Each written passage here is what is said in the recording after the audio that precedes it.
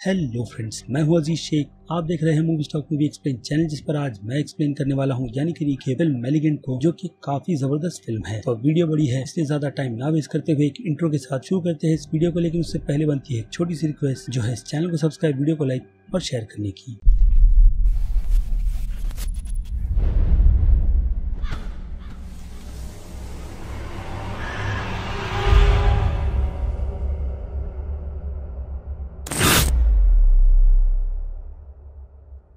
So friends, मैलिगेंट film की timeline है year 1993 की, जिस टाइमलाइन में हमें सिमियन रिसर्च हॉस्पिटल दिखाया जाता है, जिस हॉस्पिटल को चलाने की जिम्मेदारी 3 डॉक्टर्स पर है, खास करके डॉक्टर फ्लोरेंस वीवर, जो कि एक सर्जन है, और उनके असिस्टेंट डग ग्रेगरी और डॉक्टर फील्ड है। लेकिन यहाँ पर जैसे कि मैंने कहा, इस हॉस्पिटल को चलाने की पूरी जिम्मेदारी डॉक्टर फ्लोरेंस की है, जो इस हॉस्पिटल के सारे पेशेंट्स को देखती है। लेकिन फिलहाल तो फिल्म में फोकस उनके केस से रिलेटेड गैब्रियल नाम के बच्चे पर दिखाया गया है, जिसकी पावर्स दिन ब दिन बढ़ती जा रही है। और डॉक्टर फ्लोरेंस अपनी ये डिटेल उस टाइमलाइन के हिसाब से कैसेट में रिकॉर्ड कर रखती है इस हॉस्पिटल के रिकॉर्ड रूम में, जहां बाकी और दूसरी फाइल्स भी रखी हुई है गैब्रियल की। लेकिन अब गैब्रियल के ज्यादा पावरफुल होने की वजह से वो उस रिकॉर्ड रूम में जाकर खुद से रिलेटेड कुछ डिटेल्स को भी निकाल लेता है, और साथ ही साथ सिक्योरिटी गार्ड के अलावा डॉक्टर फील्ड आकर उन्हें बताते हैं कि अब वो इतना पावरफुल हो चुका है कि वो लाइट्स को भी कंट्रोल कर रहा है। कैसे उसका कोई भी हिंट हमें फिल्म में नहीं दिया गया और उस पर हमारा ध्यान भी नहीं चाहता, इसलिए उस टॉपिक को छोड़कर आते हैं फिल्म की कहानी पर, जिसमें जैसे तैसे कर डॉक्टर फ्लोरेंस उस सिक्योरिटी गार्ड के हाथ के टूटने के बाद उसकी सिक्योरिटी गन से गैब्रियल को बेहोश करने में कामयाब होती है, वो भी आधा अधूरा, ताकि उस पर कंट्रोल किया जा सके, क्योंकि उसने आजाद होते के साथ में ही वहाँ पर कई सारे नर्सेस और डॉक्टरों को मारा है, जिसकी सजा उसे डॉक्टर फ्लोरेंस यही कहकर देती है कि ये वक्त अब कैंसर को काटने का है। यानी कि यहाँ पर गैब्रियल को पूरी तरीके से खत्म करने की जिम्मेदारी ली गई है। जो सक्सेस होती भी है या नहीं, उसका हिंट तो हमें फिल्म के टाइटल में थोड़ा दिखाया जाता है, बाकी की डिटेल फिल्म के थर्ड एक्ट में रिवील की जाती है, क्योंकि फिल्म यहाँ से टाइम जंप कर सीधे प्रेजेंट की टाइमलाइन में आती है, जिस टाइमलाइन में हम फिल्म की लीड मेडिसिन मिचेल्स के कैरेक्टर को देखते हैं, जो कि प्रेग्नेंट है और ऐसी सिचुएशन में भी वो नर्स का जॉब कर रही है, जिसकी हालत देखकर ये बात साफ समझ आती है कि मेडिसिन की ये सिचुएशन फिलहाल तो अभी काम के लिए बिल्कुल भी ठीक नहीं है। और यही बात मेडिसिन का पति डेरिक भी उसे बोलता है, जिसके कैरेक्टर को देखकर ही हमें पता चल जाता है कि ये कैरेक्टर खुद की लाइफ में कुछ करना नहीं चाहता, क्योंकि इसका गोल जो शादी के बाद का था वो पूरा बिल्कुल भी नहीं हुआ। और इसका रीजन हमें आगे हॉस्पिटल में पता चलता है, जिसका हिंट हमें सिचुएशन में दिया जाता है कि डेरिक अपने आने वाले बच्चों को लेकर काफी ज्यादा केयरफुल है। यानी कि मेडिसिन का पहले कुछ मिसकैरेज हुआ है, जिसके कारण से वो मेडिसिन को काम पर जाने के लिए मना करता है, लेकिन मेडिसिन अपने पति की बात नहीं सुनती। यानी कि उनके बीच आर्ग्यू होती है, जिस आर्ग्यू के बीच डेरिक अपनी पत्नी के सर को दीवार पर दे मारता है, जिस कारण से मेडिसिन डर जाती है और डेरिक के वहां से जाने के बाद उस कमरे को लॉक कर देती है, जो अपनी वाइफ के लिए मेडिसिन लेने के लिए जाता है। और बाद में जब दरवाजा लॉक होता है तो वो उसके लिए अपनी पत्नी से माफी भी मांगता है और यही कहता है कि दोबारा उससे ये गलती बिल्कुल भी नहीं होगी, क्योंकि उसने खुद का कंट्रोल खो दिया था। लेकिन मेडिसिन अपने पति की इस बात पर बिल्कुल भी भरोसा नहीं करती और दरवाजे को लॉक ही रखती है। और फिर अगले सीन में हमें दिखाई जाती है रात, जिस रात के वक्त डेरिक को अपने घर में किसी और के होने की आहट सुनाई देती है, जिसका सर्वे करने के लिए वो किचन तक भी जाता है, जहाँ पर कभी मिक्सर तो फ्रिज के दरवाजे खुले होते हैं, लेकिन फिर भी उसे वहाँ पर किसी के होने के निशान नहीं मिलते। लेकिन सडनली हॉल की तरफ टीवी को ऑन करता है, जहाँ पहुँचने के बाद डेरिक किसी के होने की प्रेजेंट को सोफे पर साफ देख सकता है, लेकिन लाइट चालू करने के दौरान वो एंटिटी वहाँ से हट जाती है। लेकिन उसकी प्रेजेंट की हिंट हमें उसके जाने के बाद भी वहाँ पर साफ दिखाई जाती है, जो बात डेरिक भी नोटिस करता है और फिर से घर में उस शख्स को ढूंढना शुरू कर देता है, जो उसके हिसाब से उसे लगता है कि उसकी वाइफ है। लेकिन डेरिक अपनी इस इन्वेस्टिगेशन को आगे बढ़ाए उससे पहले ही वो एंटिटी उसके पीछे पहुंचकर उसे जान से मार देती है, जिसके बाद मेडिसिन की नींद शॉक से खुलती है, जिसका सर अब भी ब्लीड हो रहा था, जो वहां से सीधे नीचे हॉल की तरफ आती है और अपने हस्बैंड की डेड बॉडी को देखती है, जिसके पास वो एंटिटी अब भी मौजूद होती है। और उसे देखकर वो घर से बाहर निकलने की कोशिश भी करती है, लेकिन वो एंटिटी उसे वहां से बाहर निकलने नहीं देती, जिसके बाद डरते हुए मेडिसिन वहां से सीधे अपने कमरे की तरफ बढ़ती है। लेकिन रूम को लॉक करने के चक्कर में वो अनसक्सेसफुल होती है और वो एंटिटी उस डोर को काफी जोर से पुश कर मेडिसिन को फ्लोर पर गिरा देता है और वो वहीं पर बेहोश भी हो जाती है। और जबकि नेबर्स ने आवाज सुन ली है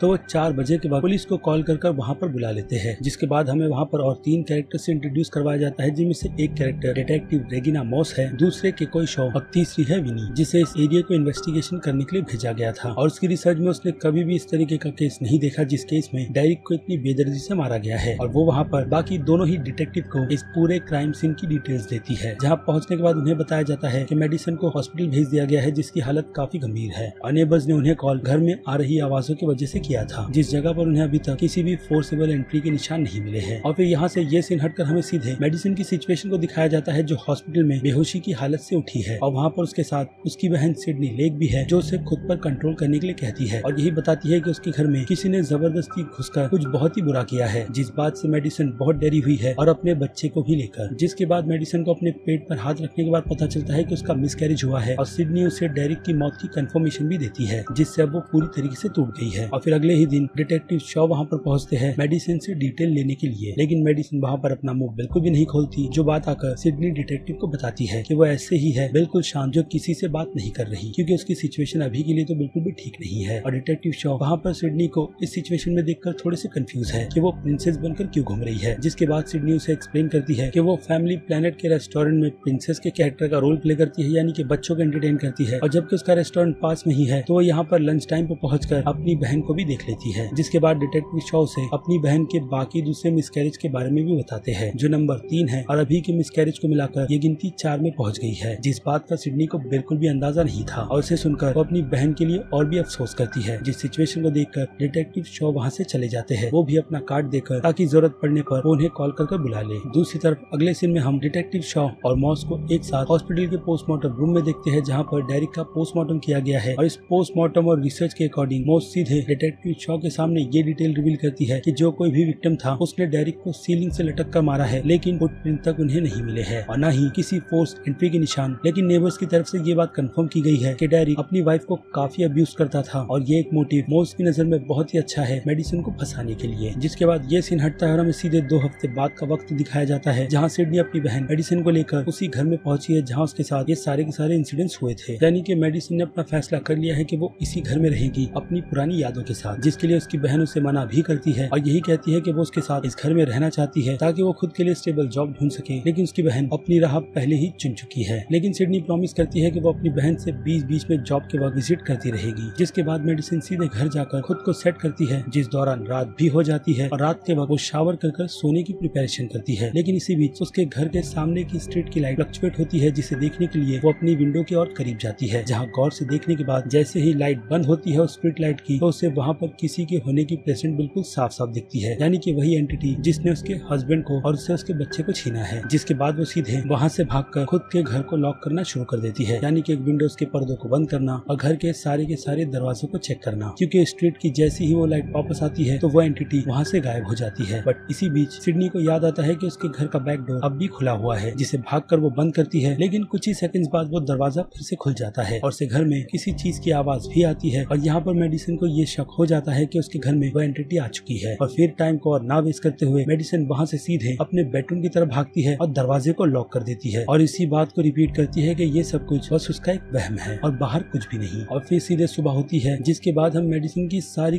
प्रिपरेशन को देखते हैं कि वो कैसे घर के सारे लॉक्स को रिपेयर और बदल रही है। जिसकी कुछ ही देर बाद उसकी बहन सिडनी उसे मिलने के लिए भी आती है, जो घर में की होने के बावजूद भी एंटर नहीं कर पाती क्योंकि दरवाजा लॉक है। और फिर क्या, सिडनी वहाँ से सीधे घर के दूसरे रास्ते को ढूंढने के लिए निकल जाती है। और इसी दौरान हमें मेडिसन भी अपने बेडरूम में दिखाई जाती है, जो खड़े होकर उसी दीवार पे लगे हुए निशान को देख रही है जिस वॉल पर उसके पति ने उसे उसके सर के साथ पटका था। और फिर जैसे ही मेडिसन वहाँ से मूव करती है तो वो काफी शॉक्ड हो जाती है, क्योंकि उसकी बहन उस रूम के विंडो में खड़ी उसे देख रही थी, जिसे आने का रास्ता मिल गया है। जिसके बाद वो अपनी बहन सिडनी की मदद करती है और उसे विंडो खोलकर अंदर लेती है। जो आते के साथ में ही उससे पूछती है कि उसे लगा कि वो घर में नहीं थी और डोर भी उसके पास चाबी होने के बाद नहीं खुल रहा था। जिसके बाद मेडिसन उसे बताती है कि उसने घर के सारे लॉक्स को चेंज कर दिया है, जिस बात से सिडनी भी एग्री करती है। और फिर मेडिसन उसे दीवार में बने हुए उस निशान के बारे में बताती है, जिस बात को सुनकर उसकी बहन शॉक्ड हो जाती है और यही कहती है कि उसे पता है कि ये बात बुरी है कि उसका पति मर गया, लेकिन जो हो चुका वो हो गया, क्योंकि वो अच्छा आदमी बिल्कुल भी नहीं था। और जबकि डेरिक उसके साथ इतना बुरा बर्ताव कर रहा था तो मेडिसन को भी अपनी लाइफ में मूव ऑन कर उसे छोड़ देना चाहिए था।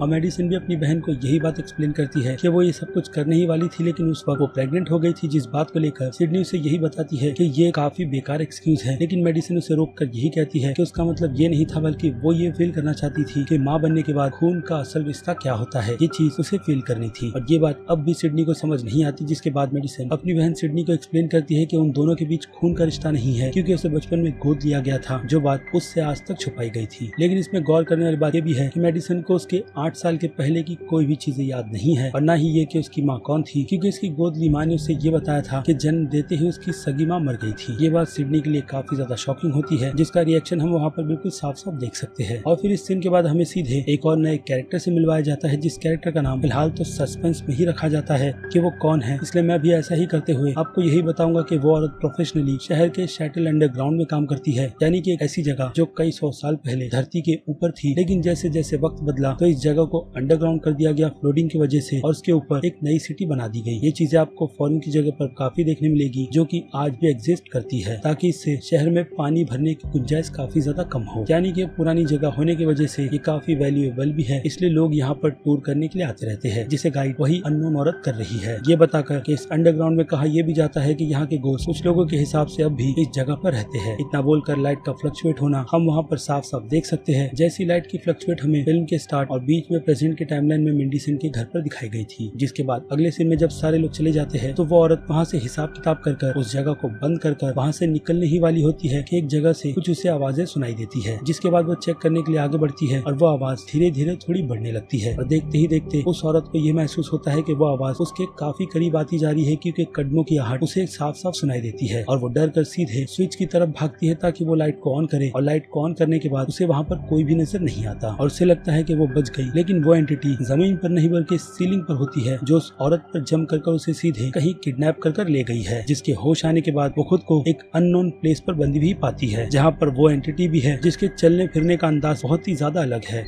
जिसके बाद वो एंटिटी रेडियो की फ्रीक्वेंसी को कंट्रोल कर उससे बात करता है और उस अननोन औरत को यही बताता है कि वो इस दिन का बहुत ही बेसब्री से वेट कर रहा था, जिसका उसने काफी लंबा इंतजार किया है, लेकिन अभी वो वक्त नहीं आया, क्योंकि उसे और भी कुछ काम करने हैं, जिस काम में वो नाम डॉक्टर फ्लोरेंस का लेता है। जिस बात को सुनकर वो अननोन औरत काफी ज्यादा शॉक्ड हो जाती है, क्योंकि वो शख्स वहाँ से सीधे डॉक्टर फ्लोरेंस को उसी औरत के मोबाइल से कॉल करता है, जो शायद से डॉक्टर फ्लोरेंस के कॉन्टेक्ट में थी, जिसे कॉल कर वो सीधे उसके उसी डायलॉग को रिपीट करता है, जिस डायलॉग को उसने फिल्म के स्टार्ट में रिपीट किया था कि ये वह कैंसर को कट करने का है। जिस बात को सुनकर अब डॉक्टर फ्लोरेंस भी थोड़ी शॉक्ड है और वो अपनी पुरानी रिसर्च की गई रिकॉर्ड्स की फाइल को निकालकर एक बच्चे की तस्वीर भी निकालती है। जिसके बाद ये सीन हटकर हमें सीधे मेडिसन का घर दिखाया जाता है, जहाँ वो अपनी नॉर्मल लाइफ के रूटीन को फॉलो कर रही है, लेकिन अचानक से वहाँ पर भी लाइट और रेडियो की फ्रीक्वेंसी शुरू हो जाती है, जिससे मेडिसन को दर्द भी होता है। और इसके बाद जैसे ही मेडिसन घर के मेन एंट्रेंस यानी कि हॉल की तरफ बढ़ती है तो वहाँ से एक औरत का भागना भी उसे नजर आता है, जो फिर से उसके दिमाग के हिसाब से उसका वहम होगा। जिस बात को इग्नोर कर वो सीधे वॉशिंग मशीन की तरफ बढ़ती है, लेकिन इसी बीच उसके सर से खून भी निकल रहा था, जिसे वो कपड़े से पोंछकर वॉशिंग मशीन में डाल देती है। और अचानक से जब उसकी नजर वॉशिंग मशीन के दूसरी तरफ जाती है तो वो औरत उसे चिल्लाकर यही कहती है कि ये उसका घर है और उसे यहाँ से निकलकर चली जाना चाहिए। लेकिन मेडिसन उस औरत को ये बताती है कि ये उसका घर है, न कि उस आई हुई औरत का, यानी कि डॉक्टर फ्लोरेंस का। जिसके बाद देखते ही देखते इस सारे के सारे सीन की सिचुएशन चेंज होती है और मेडिसन अपने घर से सीधे डॉक्टर फ्लोरेंस के घर में ट्रांसफर हो जाती है, जहाँ वो एंटिटी आकर डॉक्टर फ्लोरेंस को अपने हाथों से बहुत ही बेदर्दी से मारता है और आखिर में वो डॉक्टर फ्लोरेंस के ही अवार्ड से उसके सर पर कई बार करता है, जिस दौरान उनकी मौत हो जाती है और मेडिसन बहुत ही चौंक जाती है। लेकिन मरने से पहले डॉक्टर फ्लोरेंस उस एंटिटी से यही पूछती है कि वो आखिर में चाहता क्या है, जिसके रिप्लाई में वो एंटिटी डॉक्टर फ्लोरेंस को उनकी बात को रिपीट या फिर खेलो अपग्रेड कर ये बताता है कि उसे दिखाने के लिए कि उनका निकाला गया कैंसर अब बन क्या गया है। और उसके बाद मेडिसन काफी चौंक कर उठती है, जिस वक्त वो पूरी तरीके से पैरालाइज्ड हो गई थी और उसके सर से खून बह ही रहा था। जिसके बाद ये सीन हटता है और हमें सीधे डॉक्टर फ्लोरेंस का घर दिखाया जाता है, जहाँ पर उनकी हाउसकीपर ने पुलिस को कॉल कर वहाँ पर बुलाया है। और दोनों ही डिटेक्टिव के पहुँचने के बाद हमें बताया जाता है डिटेक्टिव मॉस की तरफ से कि डॉक्टर फ्लोरेंस आखिर तक अपने कातिल से लड़ रही थी, लेकिन अंत में वो बच नहीं पाई। और बाकी डिटेल वहाँ पर विनी आकर देती है कि कातिल ने उनका कत्ल डॉक्टर फ्लोरेंस के ही अवार्ड से किया था, जिसका बेस तो उनके पास है लेकिन टॉप बिल्कुल भी नहीं। जिसके बाद डिटेक्टिव मॉस उसे बाकी टॉप को ढूंढने की जिम्मेदारी देती है और दूसरी तरफ वो डिटेक्टिव शॉ को ये भी बताती है कि ये सारी की सारी फाइल्स यानी कि बुक्स, जिसे हम रिकॉर्ड भी कह सकते हैं, वो डॉक्टर फ्लोरेंस के पेशेंट्स के हैं, जिनमें से एक बुक टेबल पर रखी हुई थी जिसमें एक लड़की का फोटो भी है। और फिर क्या डिटेक्टिव शॉ उन सारी की सारी बुक को सीज करने के लिए कहता है, जिनमें से एक एक बुक में से वो डिटेल निकाल कर यही चेक करेगा कि मरने से पहले डॉक्टर फ्लोरेंस आखिर इन पेशेंट्स की बुक में ढूंढ क्या रही थी। और फिर अगले सीन में हम देखते हैं कि वो एंटिटी, जिसे अब मैं डेविल के नाम से बुलाऊंगा, वो डॉक्टर फ्लोरेंस के अवार्ड को लेकर उसे एक वेपन में कन्वर्ट कर देता है, यानी कि एक नाइफ में, अपने उसी खुफिया ठिकाने पर जहाँ पर वो अननोन औरत भी बंधी हुई है, जो वहाँ से भाग भागने की कोशिश करती है, लेकिन वो डेविल डॉक्टर फ्लोरेंस की उस नाइफ को उसकी तरफ फेंक कर उस औरत को यही कहता है कि यहाँ से भागने के बारे में सोचना भी मत, वरना अंजाम बहुत बुरा होगा। जिसके बाद अगले सीन में हम न्यूज पर चल रही डॉक्टर फ्लोरेंस की मौत की खबर देखते हैं, जो अब मेडिसिन तक भी पहुंच गई है और वो अपनी बहन को यही बताती है कि उसने ये मर्डर होते हुए अपनी आंखों से देखा है, वो भी अपने ही घर में, जो बात काफी ज्यादा अजीब लग रही है उसे। और फिर यहाँ से सीन हटकर हमें सीधे पुलिस स्टेशन का सीन दिखाया जाता है, जहाँ पर डिटेक्टिव मॉस सर्जरी की उन रिपोर्ट्स को पढ़कर पूरी तरीके से पागल हो रही है, इसलिए वो सीधे ब्रेक लेकर अपने घर पर जाती है, क्योंकि वो अब और सहन नहीं कर सकती। दूसरी तरफ डिटेक्टिव शॉ उस बच्ची की तस्वीर को लेकर यही कहता है कि अब उस 1993 की वजह से ये बच्ची औरत बन चुकी है और उसे ये पता लगाना है कि ये औरत है कौन, जो अब लगभग 30 साल की उम्र की दिखनी चाहिए। और फिर इस सीन से हटकर हमें डॉक्टर फील्ड्स की लोकेशन दिखाई जाती है, जो डॉक्टर फ्लोरेंस की मौत को लेकर काफी ज्यादा चिंता में है और अपने एक दोस्त से बात भी कर रहे हैं। और बातों बातों में वो यही बताते हैं कि उन्हें पता है कि किलर कौन है और उसके साथ बरसों पहले डॉक्टर फ्लोरेंस ने क्या किया था, जो उनकी नजर में बिल्कुल ठीक था, क्योंकि इससे वो उसका इलाज ही कर रही थी। लेकिन ज्यादा बातचीत हो नहीं पाती, क्योंकि फोन में इंटरप्ट हमें वहाँ पर बिल्कुल साफ साफ दिखाया जाता है, यानी कि डेविल की प्रेजेंट वहाँ पर मौजूद हो गई है, जिसके कुछ ही सेकंड्स बाद उनके घर की एक विंडो खुली भी हुई होती है और डॉक्टर फ्रीड्स उस विंडो को चेक करने के बाद क्लोजेट की तरफ बढ़ते हैं, जहाँ की लाइट अचानक बंद हो जाती है और हमें लगता है कि वहाँ पर कोई है, लेकिन लाइट ऑन करने के बाद ऐसा कुछ भी नहीं होता, क्योंकि डॉक्टर फील्ड वहाँ से टॉवेल लेकर फर्श पर जमे हुए पानी को पोंछने के लिए पहुंच जाते हैं उस विंडो की, जिसे पोंछकर वो विंडो को बंद करते हैं और हमें पीछे की तरफ उस डेविल की अपीयरेंस दिखाई जाती है, जो किसी अच्छे मौके की तलाश में है। और फिर डॉक्टर फील्ड वहाँ से फिर से सीधे क्लोजेट के पास जाते हैं, उस टॉवेल को रखकर और दरवाजे के पीछे चेक तक करते हैं, जहाँ पर कोई भी नहीं होता। जिसके बाद वो क्लोजेट की लाइट को बंद कर सीधे सोने के लिए चले जाते हैं और इसी बीच हमें बेड का व्यू दिखाया जाता है और ऐसा ही लगता है कि अभी कोई आगे बढ़कर उनके पैरों पर हमला करेगा, लेकिन अगेन यहाँ पर भी कुछ नहीं होता और डॉक्टर फील्ड सो जाते हैं। और ऐसी ही सेम सिचुएशन हमें मेडिसिन के घर पर भी दिखाई जाती है, जहाँ मेडिसिन अपने बेड पर सो रही है, लेकिन वहाँ पर उसकी आँख खुलने के बाद वो फिर से पैरालाइज होती है और सीधे डॉक्टर फील्ड के रूम में पहुंच जाती है, जहाँ वो डेविल मेडिसिन के बेड के पास से निकलता हुआ डॉक्टर फील्ड के पास पहुंचता है और काफी अजीब तरीके से उनके सीने पर बैठकर उन्हें बहुत ही बेदर्दी से अपने वेपन से मार देता है। जिस भयानक डेथ को देखकर मेडिसिन काफी जोर जोर से चिल्लाती है, लेकिन हिल नहीं पाती। जिसके बाद वो डेविल मेडिसिन की आंखों में आंखें डालकर देखता है और यहाँ से मेडिसिन की आंख खुलती है, जिसे देखकर वो जोर जोर से चीख रही थी। जिसके तुरंत बाद उसकी बहन सिडनी भी वहाँ पर आ जाती है और वो नोटिस करती है कि मेडिसिन के सर से खून बह रहा है और मेडिसिन उसे बताती है कि उसने एक और मर्डर देखा है, जो उसका सपना नहीं, और इस बार उसने उस डेविल का फेस भी देखा है। जिस बात को रिपोर्ट करने के लिए वो लोग सीधे पुलिस स्टेशन पहुँचते हैं इस खून को रिपोर्ट करने के लिए, लेकिन वहाँ पर पुलिस स्टेशन में मेडिसिन की बात को वो लोग बिल्कुल भी ठीक तरीके से समझ नहीं पाते। जिसके बाद सिडनी यही बताती है कि मेडिसिन का किसी तरीके का कनेक्शन उस डेविल के साथ बना हुआ है, जिसमें वो उसे मर्डर करते हुए बिल्कुल साफ साफ देख सकती है। लेकिन दोनों ही डिटेक्टिव्स उनकी इस बात पर बिल्कुल भी भरोसा नहीं करते। जिसके बाद सिडनी उन डिटेक्टिव्स को यही कहती है कि वो लोग मेडिसिन की दी गई लोकेशन पर जाकर एक बार चेक तो कर ही सकते हैं, और अगर डिटेल गलत निकली तो वो लोग सामने ही है, जिन्हें हथकड़ी लगाकर वो लोग लॉकअप में डाल सकते हैं। लेकिन डिटेक्टिव मोस उनकी इस बात में बिल्कुल भी बिलीव ना करते हुए कोई भी इन्वेस्टिगेशन नहीं करना चाहती, लेकिन कहीं ना कहीं सिडनी की बातों से डिटेक्टिव शॉ इम्प्रेस होते हैं, जो चीज डिटेक्टिव मूस अपनी आंखों से देखती है। इसलिए उन्हीं के कहने पर वो दोनों सीधे इन्वेस्टिगेशन करने के लिए मेडिसिन की दी गई लोकेशन पर पहुंच जाते हैं उन दोनों के साथ, लेकिन ऊपर आने की परमिशन उन दोनों को नहीं दी जाती। जिस जगह की लोकेशन और टॉप फ्लोर का जिक्र मेडिसिन नहीं किया है, क्योंकि अपने ड्रीम में उसने बगल की बिल्डिंग के लोगो सिल्वर कप को बिल्कुल साफ साफ देखा था। जिसके बाद वो दोनों ही डिटेक्टिव घर घर जाकर टॉप फ्लोर की रिसर्च करना शुरू करते हैं, जहाँ पर आखिर में उन्हें एक घर खुला मिलता है, जहाँ पहुँचने के बाद उन्हें कोई भी उस घर से आंसर नहीं मिलता। जिस घर के सर्च पर उन्हें उस डॉक्टर की लाश मिल जाती है। जिसके बाद पुलिस स्टेशन में मेडिसिन से स्केच बनवाया जाता है, जो देखकर डिटेक्टिव न्यूज काफी ज्यादा नाराज होती है, क्योंकि ऐसी शक्ल का बंदा शहर में खुलेआम तो बिल्कुल भी नहीं घूम सकता। साथ ही साथ वो यहाँ पर रेफरेंस फिल्म गूनियस का भी देती है, जिसमें इसी तरीके का दिखने वाला कैरेक्टर सॉल्ट का भी था, बट उसके कारनामे इस डेविल की तरह बिल्कुल भी नहीं थे। और फिर यहाँ से ब्रेक लेते हुए मेडिसिन सीधे बाथरूम जाती है और सिडनी को डिटेक्टिव वहीं पर बगल में चेयर भी ऑफर करते हैं, जहाँ वो दोनों बैठकर चैटिंग कर रहे हैं। दूसरी तरफ बाथरूम में मेडिसिन के सर में दर्द हो रहा है, साथ ही साथ बाथरूम की लाइट में फ्लक्चुएट भी, जिसकी वजह से मेडिसिन को लगता है कि वो डेविल अब उसी के आसपास है, जो उसे कांटेक्ट करने के लिए उसके सेल पर कॉल करता है, जो कॉल करते के साथ में ही मेडिसिन को एमिली के नाम से बुलाता है। जिस बात को करेक्ट करते हुए मेडिसिन उसे यही कहती है कि ये उसका असली नाम नहीं बल्कि मेडिसिन है। जिसके बाद वो डेविल मेडिसिन को यही बताता है कि उसका असली नाम हमेशा से एमिली ही था, बल्कि मेडिसिन नाम उसकी माँ ने उसे दिया था, और बेकार शादी के बाद मिचेल का सरनेम उसे मिल गया, और अब उसे बस करना ये है कि बाहर पुलिस को जाकर ये बताना है कि जो कुछ भी उसने देखा और सुना था अपनी ड्रीम में, उस सिवाय उसके ड्रीम और बाकी आवाजों के कुछ नहीं थी, जिस बात पर वो लोग बिलीव कर लेंगे। इसके अलावा वो डेविल एमिली को ये भी बताता है कि वो एक एक कर उन सभी को मार देगा। जिस बात को काटकर वो उस डेविल का नाम लेती है, सीधे गैब्रियल बोलकर उसे रुकने के लिए कहती है, जिसका दावा वो डेविल भी करता है कि वो उसे जानती थी। लेकिन मेडिसिन इस बात को साफ साफ इनकार करती है, यानी कि उसके पास से वो गैब्रियल जुड़ा हुआ है। जिसके बाद वो उसका कॉल काटती है और सीधे वहाँ से निकल जाती है अपनी बहन के साथ। जिसके बाद डिटेक्टिव शॉ बगल से जा रहे उस फोटो एक्सपर्ट को यही कहते हैं कि उसने उसे जो काम दिया था वो उसने किया भी या नहीं। जिस बात को रिपीट कर वो यही कहता है कि उसने अपना काम सुबह ही कर दिया था और डेस्क पर उसके फोटो को रख दिया था और उसे यही लगा था कि उसने वो फोटो देखी है, इसलिए डिटेक्टिव ने अपने साथ उस लड़की को लाया था। जो बात डिटेक्टिव शॉ को बिल्कुल भी समझ नहीं आती, लेकिन फोटो देखकर वो समझ जाते हैं कि वो फोटो एक्सपर्ट मेडिसिन की बात कर रहा था, जो कि वो बच्ची ही है। जो बात अब डिटेक्टिव शॉ के लिए भी काफी ज्यादा शॉकिंग है, लेकिन उन्हें एक बात पता चल गई कि मेडिसिन डॉक्टर फ्लोरेंस की पेशेंट थी। और दूसरी तरफ सिडनी को भी मेडिसिन ने सारी की सारी बातें बता दी है कि उसे उस डेविल का कॉल आया था, जिसके लिए सिडनी उसे कहती है कि उन्हें पुलिस को जाकर रिपोर्ट भी करनी चाहिए। लेकिन ये बात मेडिसिन भी उसे बताती है कि उसने भी इस बारे में सोचा, लेकिन इसका कोई भी मतलब नहीं बनता। साथ ही साथ उसे अब उस डेविल का नाम भी पता है, जो कि गैब्रियल है, जो उसके पास से रिलेटेड है। लेकिन पुलिस को ये सब कुछ बताने से पहले वो भी अपने पास के बारे में जानना चाहेगी, जिसके लिए वो सीधे अपनी माँ के घर की तरफ बढ़ती है, जहाँ पहुंचकर वो अपनी माँ को सीधे गैब्रियल के नाम के बारे में बताती है, जो नाम सुनकर वो काफी चौंक जाती है,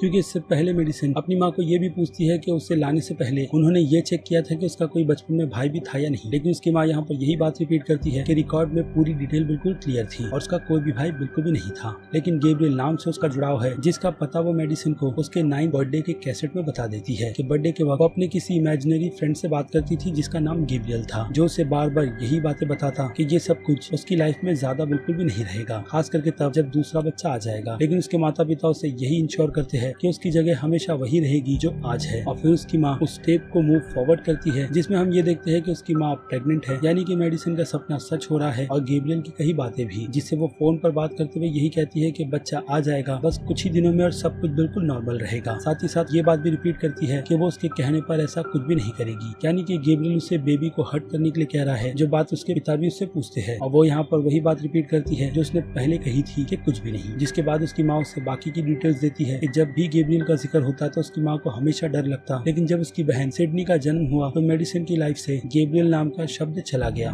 और कभी भी लौट कर रिटर्न नहीं आया। लेकिन अब सिचुएशन अलग है, यानी कि सिडनी और उसके परिवार में प्यार मिलने के बाद मेडिसिन से गैब्रियल बिल्कुल दूर हो गया था, लेकिन वापस आने का कारण फिलहाल तो हमें वहाँ पर बिल्कुल भी पता नहीं चलता, क्योंकि ये सीन हटकर हमें सीधे पुलिस स्टेशन दिखाया जाता है, जहाँ पर डिटेक्टिव शॉ अब भी डॉक्टर फ्लोरेंस की उन पेशेंट्स की बुक को पढ़ रहे हैं। जिस आखिरी बुक को उठाने के बाद उन्हें उस बुक में कई सारे पेन ड्राइव मिलते हैं और एमिली की फाइल भी, जिस पेन ड्राइव को सीधे प्लग कर वो एक वीडियो देखते हैं और उसमें डॉक्टर फ्लोरेंस अपने पेशेंट्स की डिटेल को रिकॉर्ड करती हुई नजर आती है। ईयर है 1992 का और इस टाइमलाइन के अकॉर्डिंग डॉक्टर फ्लोरेंस एमिली पर पूरे 7 साल से काम कर रही है, जिसे इसी हॉस्टल में रखा गया था। और इतने सालों में एमिली में कई सारे बदलाव आए हैं और कुछ अजीब सी साइकिक एबिलिटी भी, जिसे वो डेविल के नाम से बुलाती है। और एमिली के केस पर स्टडी करने के लिए उन्होंने बाकी और 2 डॉक्टर का भी साथ लिया है, जिसके बारे में मैं आपको ऑलरेडी बता चुका हूँ, जिनमें से अब एक डॉक्टर ग्रेगरी है, जो उनकी इस रिसर्च में हेल्प करेंगे। जिसके बाद डिटेक्टिव शॉ डॉक्टर फ्लोरेंस को इस वीडियो को सीधे रोककर तीसरे डॉक्टर की तस्वीर देखते हैं और उनकी लोकेशन इंटरनेट से सर्च कर सीधे उन्हें बचाने के लिए पहुंच जाते हैं, क्योंकि अगला टारगेट वही है, जिसे अब एमिली भी बिल्कुल साफ साफ अपनी आंखों से देख सकती है कि कैसे अब गैब्रियल उस डॉक्टर तक भी पहुँच गया है, जो बाथरूम में आराम से बैठकर अपनी किताबों को पढ़ रहे थे। और अब वहाँ पर एमिली के साथ साथ गैब्रियल भी मौजूद है, जो अपने शिकार को हंट करेगा। दूसरी तरफ डिटेक्टिव शॉ भी डॉक्टर ग्रेगरी के घर पर पहुंच गए हैं और उनके घर में पहुंचकर वो उन्हें आवाज तक देते हैं, लेकिन बाथरूम में जाकर वो ये नोटिस करते हैं कि उन्हें आने में काफी ज्यादा देर हो गई है, क्योंकि डॉक्टर की डेथ वहाँ पर कंफर्म हो चुकी है। लेकिन दूसरी तरफ हम एमिली को भी देखते हैं, जो अब भी उस बाथरूम में किसी न किसी तरीके से कनेक्शन से बंधी हुई है, जो डिटेक्टिव शॉ को यही कहती है कि वो अब भी यहाँ पर है। और हमें मिरर में गैब्रियल का रिफ्लेक्शन दिखाया जाता है, जो सीलिंग पर चिपका हुआ है। जिसके बाद डिटेक्टिव शॉ और उन दोनों के बीच फाइट्स होती है, लेकिन गन के रहते डिटेक्टिव शॉ उससे बचने में कामयाब होते हैं, लेकिन वो उसकी शक्ल देख लेते हैं, जो काफी डरावनी है, जिसके नाइफ के एक बार से वो उसे दरवाजे की तरफ फेंकते हैं और गन की फायरिंग भी करते हैं। जिसके बाद बचते हुए गैब्रियल वहाँ से सीधे भागता है और बालकनी से काफी अजीब तरीके से जंप लगाकर उतरता भी है। एक चीज नोटिस करने वाली ये भी है कि गैब्रियल वहाँ पर उल्टे पैर भाग रहा है, जिसे देखकर डिटेक्टिव शॉ काफी ज्यादा शॉक में है, लेकिन फिर भी वो गैब्रियल का पीछा करते रहते हैं। और आखिरी छोर पर वो एक गैलरी से गार्बेज के कंटेनर पर गिरते हैं और सीधे सड़क पर पहुंच जाते हैं, लेकिन बहुत ही बुरी हालत में। लेकिन फिर भी वो गैब्रियल का पीछा करना नहीं छोड़ते, जो वहाँ से सीधे अंडरग्राउंड सिटी पहुंच जाता है और डिटेक्टिव भी उसका पीछा करते रहते हैं। जिसके बाद वो वहाँ से सीधे काफी अंधेरी जगह पर पहुँचते हैं, जहाँ पर गैब्रियल उस पर फिर से हमला करता है और उन्हें मारने की कोशिश करता है, लेकिन गन होने के कारण गैब्रियल अपने मिशन में कामयाब नहीं हो पाता और कुछ फाइटिंग्स के बाद और अपनी स्किल दिखाकर गैब्रियल सीलिंग से निकलकर भाग जाता है। और अगले दिन दोनों ही डिटेक्टिव सीधे एमिली के घर पर पहुंच जाते हैं, उसे यही बताते हुए कि उसका कनेक्शन डॉक्टर फ्लोरेंस से था। लेकिन एमिली यहाँ पर यही बात रिपीट करती है कि उसे अपने पास के बारे में कुछ भी याद नहीं है। और फिर वो दोनों ही डिटेक्टिव एमिली या फिर कह लो मेडिसिन से परमिशन मांगते हैं कि उसके पास को थेरेपिस्ट की मदद से देखा जाएगा और वो भी अपने पास के बारे में कुछ जान पाएगी। जिसके बाद वो उन्हें परमिशन देती है और फिर एमिली पर थियरी शुरू कर दी जाती है, जिस थियरी में उसे बर्थडे की ही बात बताई जाती है, यानी कि अडॉप्ट के बाद की, क्योंकि पास का उसे कुछ भी याद नहीं है। जिस पास में बताती है कि जब भी घर पर कुछ भी गलतियां गैब्रियल करता तो हर बार उसे ही ब्लेम किया जाता। जैसे कि इस मेमोरी में आने वाले बच्चे यानी कि सिडनी के केक को खराब कर दिया गया, जिस बात से एमिली काफी ज्यादा नाराज है। जिसके बाद रात ही के दिन गैब्रियल उसे कॉल करता है, जिसे एमिली यही कहती है कि वो उससे बात करने के मूड में बिल्कुल भी नहीं। लेकिन वहाँ पर गैब्रियल उसे आइडिया देता है कि वो अपनी माँ को फिर से खुश कर सकती है केक के उस पीस को स्लाइस कर, जिस बात को एमिली मान जाती है और सीधे किचन में केक लेने के लिए बढ़ती है, वो भी नाइफ के साथ। लेकिन जैसे ही उसकी नींद खुलती है तो हमें दिखाया जाता है कि एमिली किचन में नहीं बल्कि अपने माता पिता के बेडरूम में है और नाइफ से वो जिस चीज को काट रही है वो केक नहीं बल्कि उसकी माँ का पेट है। लेकिन ऐसा होता नहीं, क्योंकि उसकी माँ की आंख खुल जाती है और वो उसे चिल्लाकर ये सब करने से मना करती है। दूसरी तरफ गैब्रियल भी उसे फोर्स करता है अपनी माँ के पेट को काटने के लिए, और इसके अलावा जिसे वो पूरी तरीके से कंट्रोल कर रहा था। दूसरी तरफ एमिली भी आउट ऑफ कंट्रोल हो रही है, जो अपनी उस मेमोरी से निकलना चाहती है। जिसके बाद उसकी बहन डॉक्टर को ये सब कुछ रोकने के लिए कहती है, जो डिटेक्टिव की परमिशन से इस थेरेपी को यहीं पर रोक देती है। जिसके बाद एमिली यही कहती है कि उसे सब कुछ याद आ गया, जो पास उसके लिए काफी ज्यादा हॉरिबल था, कि ऐसा सब कुछ पहले भी हुआ था, कि अपने इमेजिनरी फ्रेंड के कहने पर वो कुछ भी कर देती जो उसके कंट्रोल में बिल्कुल भी नहीं रहता। लेकिन सिडनी के आने के बाद वो खुद को कभी भी अकेला नहीं पाती थी, इसलिए गैब्रियल नाम का इमेजिनरी फ्रेंड उसकी लाइफ से हमेशा के लिए चला गया था। लेकिन अब ये सब कुछ वापस हो रही है। दूसरी तरफ डिटेक्टिव मोस यही कहती है कि पुलिस उसके कहने पर उसके इमेजिनरी फ्रेंड को ढूंढ नहीं सकती, जो उसके अकॉर्डिंग कातिल है। जिसके बाद दूसरे सीन में हमें वही अननोन औरत दिखाई जाती है, जो वहाँ से एस्केप करने में पूरी तरीके से कामयाब होती है। लेकिन जैसे ही वो औरत वहाँ से अगला कदम बढ़ाती है तो छत टूटती है और वो छत से सीधे फर्श पर आकर गिरती है, यानी कि एमिली के घर पर। यानी कि इतने टाइम से गैब्रियल ने उस औरत को एमिली के ही घर के स्टोरेज रूम में बंद कर रखा था। यानी कि अब एमिली पूरी तरीके से फ्रेम में है कातिल के, जिसे अरेस्ट भी कर लिया जाता है। लेकिन सिडनी आसानी से गिव अप नहीं करने वाली और उसे अपनी बहन पर पूरा भरोसा है कि ये सब कुछ उसने बिल्कुल भी नहीं किया, बल्कि गैब्रियल अपनी बहन को फंसा रहा है। और ये बात वो डिटेक्टिव से भी कहती है, जो अब उसकी कोई भी मदद नहीं कर सकते। यहाँ तक कि वो लोग उसे अब इस घर से दूर रहने की सलाह भी देते हैं, वरना उसे क्राइम सीन पर आकर सबूत को मिटाने के लिए अरेस्ट भी कर लिया जाएगा। दूसरी तरफ मिनी आती है और उन्हें और भी काफी इंटरेस्टिंग चीजें दिखाती है, यानी कि गैब्रियल का कोट और उसकी वो नाइफ, जिस नाइफ को उसने डॉक्टर फ्लोरेंस के अवार्ड से बनाया है। यानी कि अब कंफर्म कातिल और कोई नहीं बल्कि मेडिसिन ही है, यानी कि एमिली, जिसे अब बचाना काफी ज्यादा मुश्किल है। लेकिन जैसे कि मैंने कहा, फ्लोरेंस हार नहीं मानती। लेकिन उससे पहले हमें एमिली की सिचुएशन भी दिखाई जाती है कस्टडी में, जहाँ पर उससे इन्वेस्टिगेशन की जा रही है। लेकिन वो बार बार यही कहती है कि ये सब कुछ उसने बिल्कुल भी नहीं किया। लेकिन ज्यादा फोर्स करने पर वो आउट ऑफ कंट्रोल होती है और उस रूम की सारी लाइट उसके चिल्लाने पर ब्लास्ट भी हो जाती है। जिसके बाद वो नॉर्मल होती है और डिटेक्टिव शॉ के फोन पर गैब्रियल कॉल करता है, जिसकी इन्फो एमिली खुद उन्हें देती है कि ये कॉल गैब्रियल का है, जो उनसे बात करना चाहता है। जो बात करने के दौरान उन लोगों को यही बताता है कि वो बेवकूफ, यानी कि एमिली ये नहीं जानती थी कि वो इतने सालों से उसके एडिक्ट में ही रह रहा था। इसके अलावा उसने यहाँ पर कॉल डिटेक्टिव को इसीलिए किया है कि उसकी पुरानी चीजें यानी कि उसका सामान उन लोगों के पास है, जो वो उसे दे दे। दूसरी तरफ डिटेक्टिव मॉस उसकी इस बातों को अपने फोन पर रिकॉर्ड करती है, जिस दौरान डिटेक्टिव शॉ से ये भी पूछते हैं कि ये सब कुछ पर्सनल है, जिसके रिप्लाई में गैब्रियल यही कहता है कि ये पर्सनल उसके साथ तब होता जब उन दोनों की मुलाकात में वो अपनी नाइफ डिटेक्टिव के सर में घुसा देता। लेकिन फिलहाल तो ऐसा हुआ नहीं, और जब ऐसा होगा तब देख लिया जाएगा। और फिर डिटेक्टिव शॉ से पूछते हैं कि वो कौन है और कहाँ पर, जिसके जवाब में गैब्रियल यही कहता है कि उन्होंने उसे पकड़ तो लिया है लेकिन जान नहीं पाए। और रही बात नाम की, तो सामने बैठी एमिली से वो पूछ सकते हैं कि इमेजिनरी फ्रेंड के अलावा वो उसे किस नाम से बुलाती थी, जिसका रिपीट एमिली अपने मुंह से डेविल कहकर करती है। और गैब्रियल हंसकर अपने कॉल को काट देता है और ये सीन हटता है। हमें सीधे सिडनी और उसकी माँ दिखाई जाती है, जो सिडनी को मेडिसिन के अडॉप्ट किए गए पेपर देती है, ताकि वो जाकर हॉस्पिटल में चेक कर सके कि ये सब कुछ चल क्या रहा है और असल में एमिली के पास है क्या। जिसकी डिटेल लेकर वो स्टाफ को कॉल भी करती है, बट वो लोग उसे इन्फो देते हैं कि वो हॉस्पिटल कई साल पहले ही बंद हो चुका है, इसलिए उसके पास भी ज्यादा इन्फो बिल्कुल भी नहीं। जिसका पता सिडनी को उस हॉस्पिटल पहुंचकर चल जाता है, क्योंकि हॉस्पिटल बंद है। लेकिन फिर भी वो हार नहीं मानती और रात के वक्त पहुंचकर सीधे वो उस हॉस्पिटल के अंदर एंटर कर देती है, जहाँ उसे टॉर्च की मदद से स्टोर रूम का रास्ता मिल जाता है। और स्टोर रूम पहुंचकर वो अपनी बहन की फाइल भी ढूंढ लेती है। लेकिन ऐसा उसे लगता है कि वहाँ पर कोई है, क्योंकि कुछ आवाजें आती है, जो बस उसका वहम ही होता है। क्योंकि अगले ही सीन में वो हमें अपने घर पर अपनी माँ के साथ बैठी हुई दिखाई देती है, जहाँ वो अपनी बहन एमिली के VHS को देख रही है। दूसरी तरफ एमिली पुलिस की तरफ से लॉकअप में बंद कर दी गई है, जहाँ पहले तो वो चिल्लाती है, लेकिन बाकी दूसरी औरतों को देखकर वो काफी ज्यादा डर जाती है और शांति से जाकर बैठ जाती है, वरना उसके साथ यहाँ पर बर्ताव बिल्कुल भी अच्छा नहीं किया जाएगा। और फिर आ जाए वापस एमिली के टेप पर, तो उस टेप में हमें सबसे पहले तो एमिली की माँ को दिखाया जाता है, जो बस एक टीनेजर है, जिसका कुछ लोगों ने गैंग रेप किया था और अब वो प्रेग्नेंट है।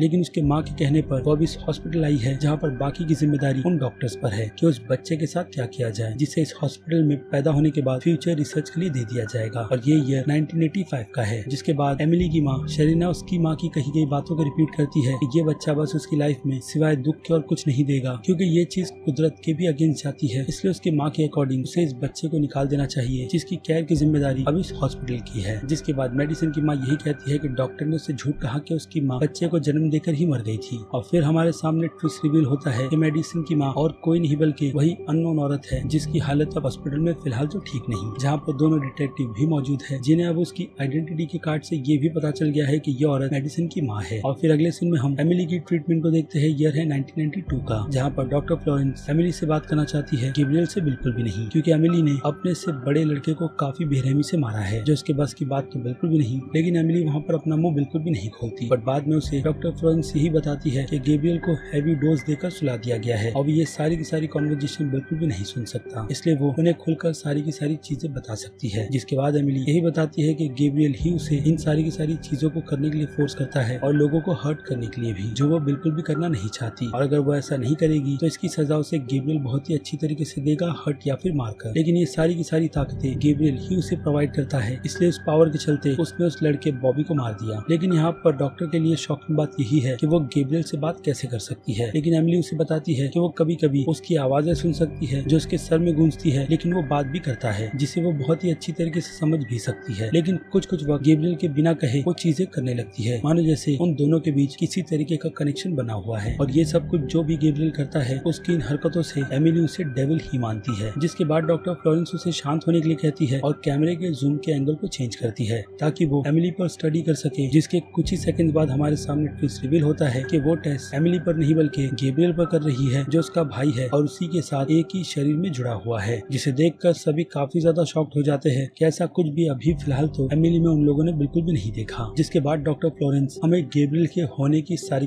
डिटेल्स देती है कि एक बॉडी में गैब्रियल एमिली से इस तरीके से चिपका हुआ है कि वो ट्विंस है, जो चीजें बच्चों में काफी रेयर तरीके की मानी जाती है और इसे ट्रियोट्रोमा कहा जाता है। और सिंपली कहूँ तो एक ऐसा बच्चा जो ट्विंस होने के बावजूद भी पूरी तरीके से पेट में डेवलप नहीं हुआ और दूसरे हेल्दी बच्चे के साथ चिपक गया, जिसमें उनके बाल, दिमाग, हर एक चीजें एक दूसरे से जुड़ी हुई है। और इस केस में गैब्रियल के साथ भी ऐसा है, लेकिन गैब्रियल ज्यादा स्ट्रॉन्ग है और दिन ब दिन वो और भी ज्यादा होता जा रहा है। और एक तरीके से गैब्रियल ही एमिली को फीड भी करता है, यानी कि उसका पेट भरता है, और अगर वो चाहे तो एमिली भूखी भी मर सकती है। जिसके बाद यहाँ से ये सीन हटकर हमें सीधे एमिली की सिचुएशन सेल में दिखाई जाती है, जिसे सेल की प्रिजनेस बहुत ही बुरी तरीके से ट्रीट कर रही है, यानी कि बुली। और उसके बाद यहाँ से अगले सीन में हमें एमिली के हॉस्पिटल के कुछ और रिकॉर्ड्स को दिखाया जाता है, जिसमें डॉक्टर फिल्ड्स यही रिसर्च कर रहे हैं कि गैब्रियल एमिली की बॉडी में रहकर उसे कैसे कंट्रोल करता है और क्या उसे चीजें दिखती भी है या नहीं। साथ ही साथ हमें यहाँ पर यह भी पता चलता है कि गैब्रियल जो कुछ भी देखता है वो एमिली भी देख सकती है, यानी कि एमिली अपने सर के पीछे की चीजों को भी काफी आसानी से देख सकती है गैब्रियल की मदद से, जो उनके लिए यानी कि डॉक्टर्स के लिए काफी नई चीजें हैं। यानी कि उन दोनों का दिमाग एक दूसरे से बहुत ही अच्छी तरीके से कनेक्ट है, जिसकी वजह से दोनों एक दूसरे की ड्रीम को भी कंट्रोल कर सकते हैं। और गैब्रियल ये सब कुछ कर एमिली को नींद में चला भी सकता है, यानी कि नींद में वो उसकी पूरी बॉडी का कंट्रोल ले सकता है, उसे एक माइंड प्रिजन में डालकर। दूसरी तरफ फिर से हमें प्रिजन की सिचुएशन दिखाई जाती है, जहाँ पर एमिली को वो औरतें काफी बेदर्दी से मारती है। और दूसरी तरफ एमिली के रिकॉर्ड के इस वीडियो में ये भी दिखाया जाता है कि गैब्रियल पर कंट्रोल दिन ब दिन कैसे आउट ऑफ कंट्रोल होता जा रहा था, जिसकी हर कोशिश कंट्रोल में लाने की डॉक्टर्स ने की थी, लेकिन वो लोग उन सभी में फेल हुए। और सेल में एमिली को मारते वक्त लाइट भी अब फ्लक्चुएट हो रही है, यानी कि एमिली धीरे धीरे खुद का कंट्रोल गैब्रियल को देती चली जा रही है, जो उनके सामने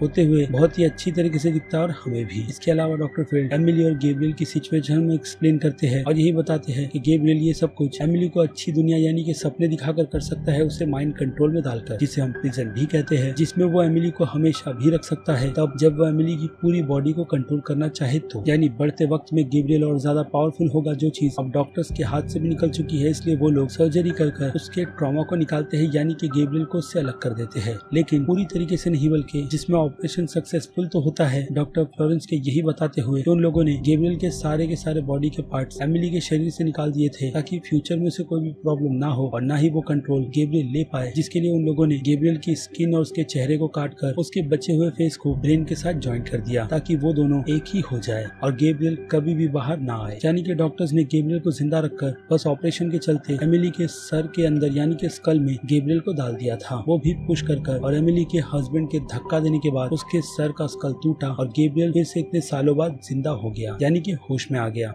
जो प्रिजन में उन सभी औरतों के सामने आता है, जिसे देखकर वो सभी चौंकती है और गैब्रियल एक एक कर उन सभी औरतों को बहुत ही बेदर्दी से मारता है। जिसके बाद एक पुलिस वाले के फायर करने पर वो एक औरत की बॉडी को काउंटर भी करता है और उस पुलिस वाले के पास पहुंच जाता है, जिससे चाबी लेकर वो सेल से बाहर निकल जाता है। दूसरी तरफ पुलिस स्टेशन के बाहर डिटेक्टिव्स भी पहुंचे हुए हैं, जिसमें से सिडनी डिटेक्टिव शॉ को कॉल करके यही बताती है कि एमिली और गैब्रियल एक ही है जो उसके शरीर में छुपा हुआ था। ये बात डिटेक्टिव शॉ को बिल्कुल भी समझ नहीं आती, क्योंकि बाहर की तरफ यानी कि पुलिस स्टेशन में गोलियों की चलने की आवाज भी आती है। जिसके बाद वो सभी सीधे पुलिस स्टेशन के अंदर बढ़ते हैं, जहाँ पर विंडी गैब्रियल के सारे एविडेंस को एविडेंस रूम में रख रही है। जिसके बाद वो नोटिस करती है कि पुलिस स्टेशन के बाहर काफी सारी फायरिंग हो रही है और अब गैब्रियल सीधे एविडेंस रूम पहुंच गया है अपना सामान लेने के लिए, जिसे लेकर वो वहाँ से सीधे बाहर निकलता है और सारे पुलिस स्टेशन में ऑफिसर्स की हालत बुरी कर देता है, वो भी गोलियों को डॉज करते हुए और उन सभी ऑफिसर्स को एक एक कर मारते हुए। दूसरी तरफ दोनों डिटेक्टिव मूज और शॉ भी पहुंचे हुए हैं, जो उस पर गोलियों से फायर करते हैं, लेकिन उसे मार नहीं पाते, क्योंकि अच्छा खासा मौका देखकर गैब्रियल उन दोनों को भी घायल कर देता है। लेकिन इससे पहले डिटेक्टिव शॉ जब गैब्रियल को गोली मारने वाले होते हैं तो वो नोटिस करते हैं कि एमिली भी है, जो बेहोशी की हालत में है वहाँ पर, जिसे आवाज देकर वो बुलाने की कोशिश करते हैं और एमिली उठती भी है आवाज देने पर और ये नोटिस करती है कि जिस सेल में वो बैठी है वहाँ पर सारे के सारे पुलिस वालों की लाश है। लेकिन इन सब चीजों को वो अपनी आंखों से देखना नहीं चाहती, इसलिए वो अपनी आंखों को बंद कर लेती है और गैब्रियल फिर से उस पर कंट्रोल करते हुए डिटेक्टिव शॉ की भी हालत बुरी कर देता है। जिसके बाद वो वहाँ से सीधे पुलिस स्टेशन की विंडो पर बढ़ता है, अपने आखिरी मिशन पर निकल जाता है, यानी कि अपनी माँ को मारने के लिए। दूसरी तरफ विंडी बिल्कुल सही सलामत निकलती है और सीधे दोनों डिटेक्टिव के पास पहुँचती है। जिसके बाद डिटेक्टिव शॉ वहाँ से सीधे हॉस्पिटल जाता है ताकि वो गैब्रियल को रोक सके सेलिना को मारने से। दूसरी तरफ उस हॉस्पिटल में सिंडी भी पहुंची है, जिसे वहाँ का गार्ड उस रूम में जाने की परमिशन नहीं देता। लेकिन देखते ही देखते उस शख्स की हालत बुरी होने लगती है और सिंडी को यही लगता है कि उस डिटेक्टिव को हार्ट अटैक आया है, लेकिन वो शख्स यही कहता है कि ये हार्ट अटैक नहीं बल्कि उसके जेब में रखा पीसमेकर है जो जल रहा है। जिसके फटने के बाद उस शख्स की वहाँ पर मौत हो जाती है और सिंडी को वहाँ पर मारने के लिए गैब्रियल पहुंच जाता है, जो उस पर चाकू से वार करता है। लेकिन सिडनी बचते बचाते हुए सेलिना के रूम पर बढ़ती है ताकि वो उसे लॉक करे, लेकिन उसमें भी वो फेल होती है, क्योंकि गैब्रियल उसे धक्का देकर सीधे अंदर आता है और इन सिचुएशन को एमिली अपनी आंखों से देख रही है और बस गैब्रियल को रुकने के लिए कह रही है। जिसके बाद गैब्रियल वहाँ पर सिडनी को यही कहता है कि वो उसे आखिरी में मारना चाहता था और अपनी माँ को भी, क्योंकि एमिली ने अपने भाई को छोड़कर उसे चुना था जो उसका सगा था। और ये चीज उसे आज तक बहुत ही ज्यादा बुरी लग रही थी, क्योंकि बचपन से लेकर आज तक उसने उसे मारने की कोशिश की थी, जिसमें वो बार बार फेल होता रहा। दूसरी तरफ एमिली गैब्रियल को रुकने के लिए कहती है और साथ ही साथ उसकी माँ भी, यही कहकर कि वो उसे माफ कर दे, क्योंकि उसे अपनी माँ की बात सुनकर उसे ऐसे ही देना नहीं चाहिए था, क्योंकि वो उसकी औलाद थी और उसका सगा बेटा, जिसे अपने साथ रखकर उसे उसका प्यार देना चाहिए था, जो उसे कभी मिला ही नहीं। ये चीज एमिली भी वहाँ पर खड़ी नोटिस करती है और गैब्रियल भी, जो कुछ देर के लिए तो शांत होता है, लेकिन डिटेक्टिव शॉ के वहाँ पर पहुँचने और गोली चलाने की वजह से वो आउट ऑफ कंट्रोल हो जाता है, क्योंकि वो गोली उसे तो लगती है, साथ ही साथ एमिली को भी। जिसके बाद सिडनी उसे रुकने के लिए कहती है और इसी मौके को देखकर गैब्रियल अपनी नाइफ से डिटेक्टिव शॉ पर वार करता है, जो उसके कंधे पर जाकर लगती है। जिसके बाद डिटेक्टिव शॉ की गन सिडनी उठाती है और गैब्रियल को रुकने के लिए कहती है और गैब्रियल उसे शूट करने के लिए कहता है, बट सिडनी ऐसा बिल्कुल भी नहीं करती और अपनी बहन को आवाज लगाने लगती है कि वो उसे सुन सकती है, बाहर निकलकर ये सब कुछ रोक सकती है। लेकिन गैब्रियल उसे जवाब देता है कि वो नहीं सुनेगी, क्योंकि वो पूरी तरीके से उसके कंट्रोल में है। जिसका मौका देखकर गैब्रियल सिडनी पर बगल में ही रखा हुआ बेड फेंक देता है और उसे उसके नीचे दबा देता है, यही कहकर कि वो उसकी सगी बहन नहीं है। जो चीज देखकर एमिली भी काफी ज्यादा चिल्लाती है, लेकिन गैब्रियल उसकी बिल्कुल भी नहीं सुनता, जो गन निकालकर सीधे सिडनी को मारने के लिए आगे बढ़ता है और यही कहता है कि वो तुझे बिल्कुल भी नहीं सुनेगी। जिसके बाद यहाँ पर सिडनी एमिली को एक और शौक देती है उसके सभी के सभी बच्चों के मरने का, जो नॉर्मली नहीं मरे बल्कि गैब्रियल की वजह से ही मरे हैं, जिन्हें खाकर उसने खुद को पूरी तरीके से प्रिपेयर कर लिया। जिस बात को सुनकर एमिली खुद की बॉडी का कंट्रोल लेती है अपने हाथों को हिलाकर, लेकिन तब तक काफी देर होती है, क्योंकि गैब्रियल सिडनी को शूट कर उसे मार देता है और सीधे अपनी माँ की तरफ बढ़ता है, जो गैब्रियल को रुकने के लिए कह रही थी। लेकिन गैब्रियल बिल्कुल भी ना रुकते हुए अपनी माँ को यही कहता है कि मैं चाहता हूँ कि तू देखे कि तेरे ना होने से वो क्या बन गया है। जिसके बाद वो अपनी माँ का गला दबाकर उसे भी वहाँ पर मौत की नींद सुला देता है, जिससे कि वो अब मॉन्स्टर बन चुका है। लेकिन गैब्रियल को वहाँ पर अपनी बहन एमिली की आवाज आती है और उसे वो यही बताती है कि वो मॉन्स्टर बना नहीं बल्कि वो पैदा ही मॉन्स्टर हुआ था। और फिर हमारे सामने ट्विस्ट दिखाया जाता है कि ये सब कुछ एमिली ने अपने दिमाग से क्रिएट किया था, जिसमें अब वो नहीं बल्कि गैब्रियल कैद हो चुका है, जिसे वो अब वहाँ से बिल्कुल भी बाहर निकलने नहीं देगी, क्योंकि ये उसका शरीर है, ना कि गैब्रियल का, जिसे उसने कमजोर समझकर हमेशा यूज किया। और यहाँ तक कि अब एमिली उसकी सारी की सारी माइंड की ट्रिक को यूज भी कर सकती है, जिसे वो कई सालों से यूज करता आ रहा है। जिसके अगले सीन में हम देखते हैं कि उसने सिडनी पर गोली नहीं चलाई, बल्कि वैसी ही पोजीशन में स्टैचू है,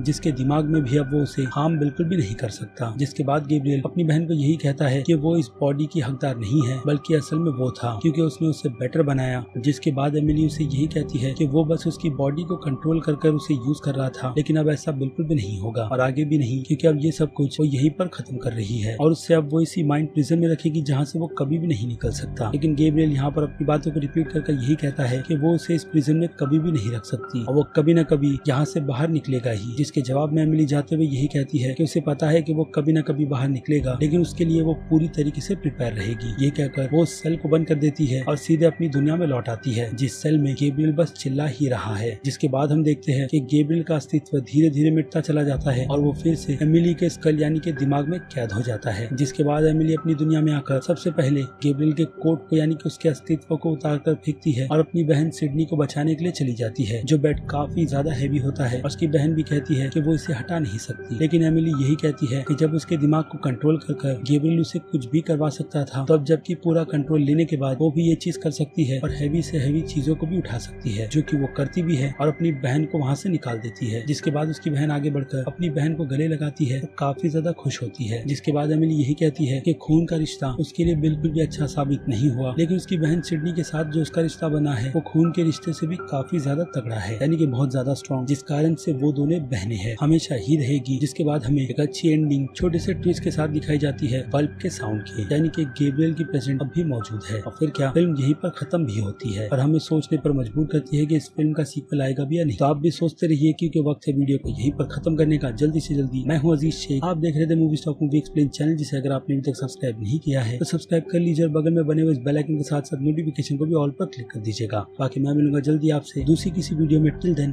बाय।